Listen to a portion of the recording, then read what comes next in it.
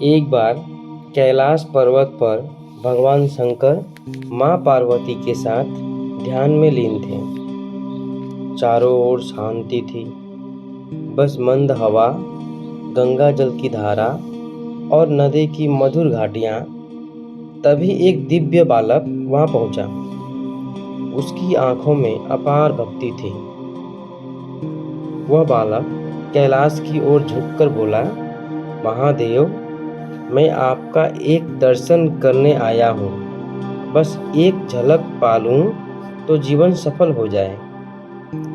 नंदी ने उसे रोक लिया और बोला, कैलाश पर यूं कोई नहीं आता, पहले योग्यता सिद्ध करनी पड़ती है। बालक मुस्कुराया और बोला, अगर मेरे मन में सच्ची श्रद्धा है तो क्या वही योग्यता नहीं? यह बात महादेव के कानों तक पहुंची। उन्होंने अपनी आंखें खोली। त्रिपुंड चंदन झिलमिला उठा। पार्वती, उन्होंने कहा, यह बालक कुछ विशेष है, पर देखना होगा कि यह उसकी श्रद्धा कितनी सच्ची है। महादेव ने रूप बदला। वे एक वृद्ध साधु के वेश में उस बालक के सामने प्रकट हुए। साधु बोले, बेटा, कैलाश तक पहुंचना कठिन है। यहाँ भूख, प्यास और ठंड से प्राण तक जा सकते हैं। तू यहाँ क्यों आया है? बालक बोला, प्राण जाए तो जाए, पर दर्शन किए बिना लौट नहीं सकता। साधु मुस्कुराए, तो पहले इस गंगा तट पर एक शिवलिंग बनाकर पूजन कर। यहीं तेरा मन अड़िग रहा तो राह खुलेगी। बालक ने दिन रात मिट्टी से शिवलिंग बनाया। बर्फीली हवा चली, पर उसने पूजा जारी रखी। अंततः शिवलिंग चमक उठा। उसमें से हल्की सी ध्वनि आई, ओम नमः शिवाय। महादेव ने देखा उसकी भक्ति अडिग थी। अगले दिन महादेव ने उसे स्वप्न में एक सुंदर बगीचे में पहुंचाया। वहां सोने के महल, स्वादिष्ट भोजन और देवकन्याएं थीं।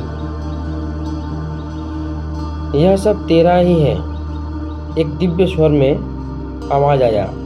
बस तू शिव का नाम छोड़ दे और ये सुख तेरा होगा।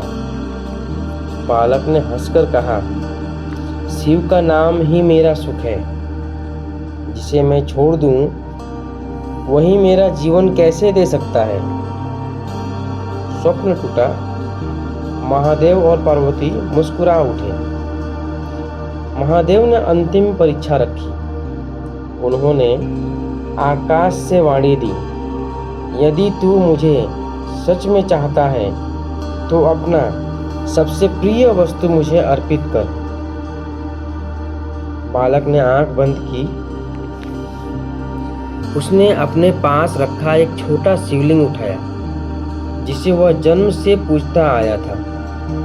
उसकी आंखों से आंसू बहने लगे, पर उसने शिवलिंग को अग्नि में समर्पित कर दिया। अगले ही क्षण अग्नि से स्वयं महादेव प्रकट हुए। वत्स, तूने मुझे पा लिया। भगवान शिव बोले, वत्स, तूने मुझे पा लिया। तेरी भक्ति सच्ची है। जिसने मुझे अपने सबसे प्रिय से भी ऊपर रखा, वही मेरा सच्चा भक्त है। महादेव ने बालक को वरदान दिया, जहाँ भी कोई सच्चे मन से मेरी पूजा करेगा, वहाँ मैं उसी तरह प्रकट होऊंगा जैसे तेरे शिवलिंग से हुआ।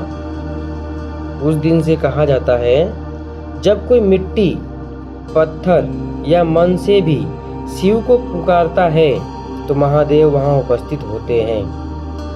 ओम नमः शिवाय। भगवान आपके अंदर के मन को देखते हैं। आपके अंदर कितनी माया भक्ति है। वो आपकी दिखावा नहीं देखते, आप कितने प्रसाद चढ़ाए, कितने फूल चढ़ाए, कितना मेवा चढ़ाए। आपके मन में अगर भक्ति है तो भगवान शंकर आपको हमेशा सदैव सुख रखेंगे।